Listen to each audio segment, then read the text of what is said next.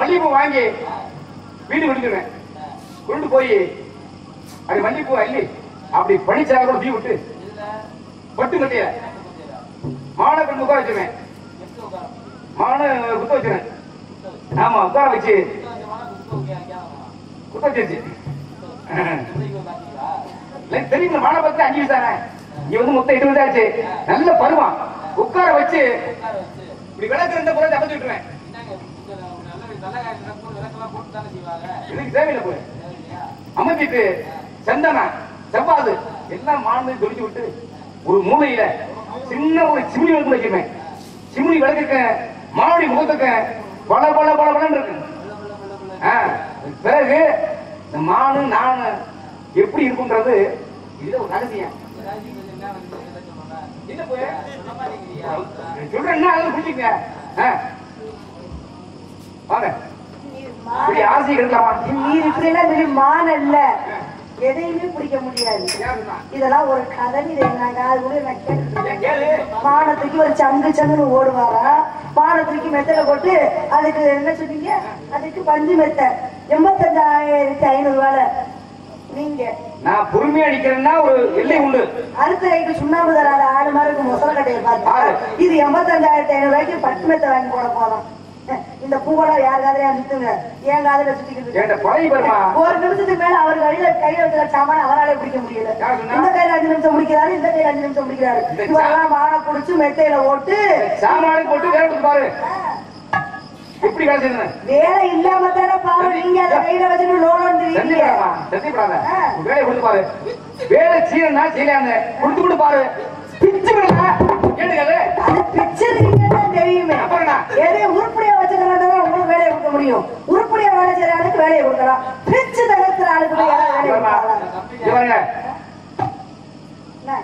தூரம் பாயுதோ என்னாங்க சிலனை கிழிச்சிருவேன் அது மாதிரி ஆட்டுக்கடை பின்னாடி அடி நான் பொறுமையா கேட்டு வந்தேன் ஆட்டுக்கரையை பத்தி எனக்கு நல்லா தெரியும் நீங்க சொன்னபடி அந்த வில்லு அம்மா பத்தி எனக்கு நல்லா தெரியும் ஆனா நீங்க சொல்றீங்க வாயில வண்டாச்சல நிறைய சொல்றீங்க பாருங்க யார் ஒருத்தர் நல்லா வேலை செய்வேன் நல்லா வேலை செய்வேன் அந்த வேலைக்கு செய்யக்கூடிய எந்த ஒரு இதுவுமே இருக்காது அமைதியா இருக்கிற ஆளுக்கு தான் பாருங்க அத்தனை 64 கடைகளும் குடியிருக்கும் அப்படிங்கறத நான் கேள்விப்பட்டிருக்கிறேன் அதனால சரியான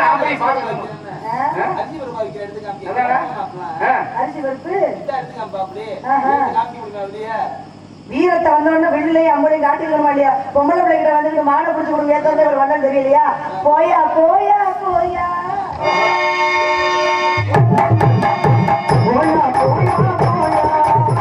போயா போயா போயா போயா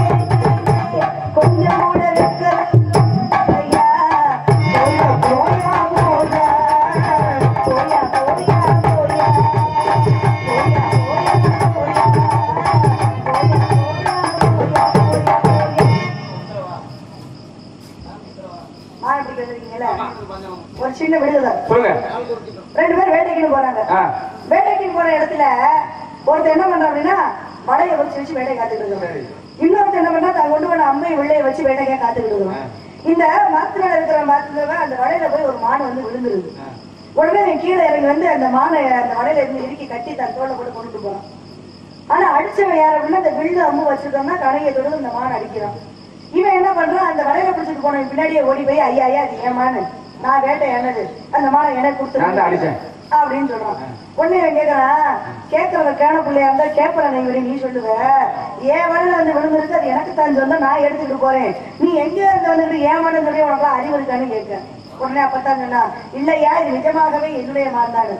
சரி ஓமானுதான் நீ வந்ததுல இருந்து உன்னுடைய மான் அப்படின்னு சொன்னா இந்த மானை நீதான் வேட்டையாடுங்கிற, அப்ப அதுக்கு மேல அடையாளம் ஒண்ணு இருக்கணுமா இல்லையா? அப்பத்தான் அவன் சொன்னானா, ஐயா அந்த மானுடைய அந்த முதுகிலிருந்து வரக்கூடிய குருதியாகப்பட்டது நான் தொடுத்த அம்பினால் வந்தது, அம்பு இடையிடையே கீழே விழுந்துச்சு, இதான் நான் தொடுத்த அம்புன்னு சொல்லி அந்த அம்பையும் காட்டி அதுல இருக்கக்கூடிய ரத்தத்தையும் காட்டி அந்த மானுடைய தோளில் வரக்கூடிய ரத்தத்தையும் காட்டி இதுதான் அடையாளம்னு சொன்னாங்க. சரி, இப்படி ஒரு அடையாளத்தை சொன்னா ஒருத்தர் கடையை விட்டா உன்னுடைய மாடு நீ எப்படி சொந்தம் கேட்டது சொன்னா நான் தொடுத்த இந்த கடை துணையை இந்த பாருங்க குருதியினுடைய அடையாளம். இந்த மானுக்கு என்ன அடையாளங்கிறது நான் சொன்னா சொல்லுறியா? கண்டிப்பா சொல்லுங்க. முதல்ல மாடு நீங்க சொன்னது மாண்டானா அப்படிங்கறது எனக்கு சந்தேகமா இருக்கு.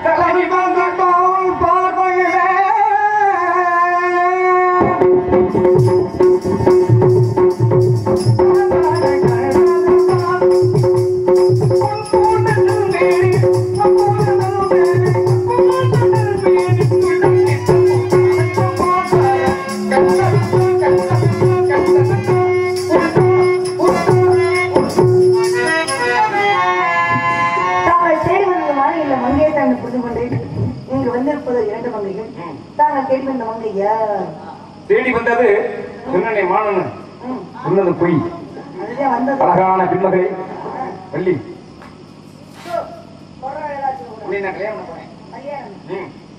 கல்யாணம் பண்ணி தேர் மேல ஏற்றி ஊர் மக்கள்லாம் அள்ளி எழுதி போடுவாங்க. பிறகு மீன தானம் கேட்கும் கால கேள்வி வருது பெண் பார்த்து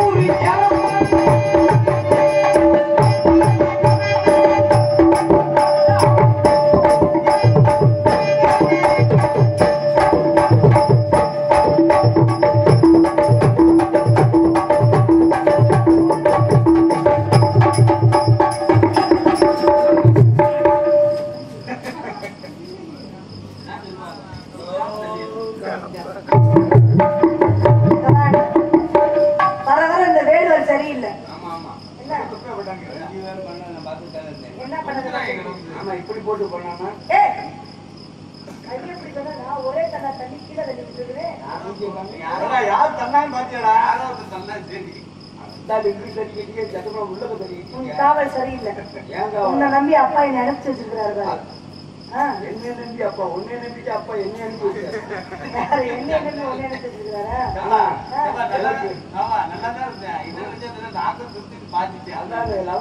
ஏமா நல்லா அதுக்கு பத்தியா போது நிப்பாட்டு. இன்னும் கொஞ்சம் குடிச்சுக்கிறேன். நான் போய் முருகனை வணங்குறேன்.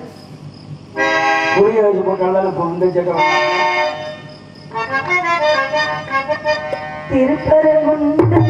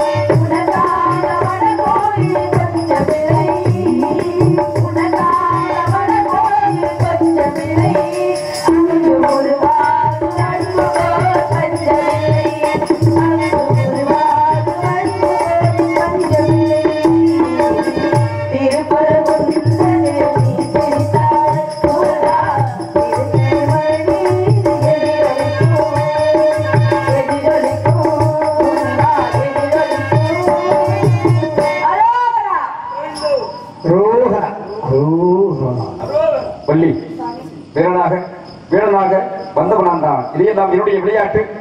என்ன வர வேண்டும்? தரத்திலே முதலாக இருக்க முடியும், ஆனால் தாரத்தில் அப்படி இருக்க முடியாது என்று எனக்கு நன்றாகவே புரியும். ஆதலால் தங்களை வணங்க வருபவர்கள் பழனி தெய்வானை என்று எனக்கு முதலிடம் கொடுக்கும்படியானால் நான் தங்கள் மனது விடுகிறேன் சுவாமி. ஆகட்டும். இன்று முதல் என்றும் வள்ளி தெய்வானை வெள்ளி தெய்வானை என்று இந்த உலக மக்களே உன்னை போற்றுவார்கள். அப்படியாகட்டும்.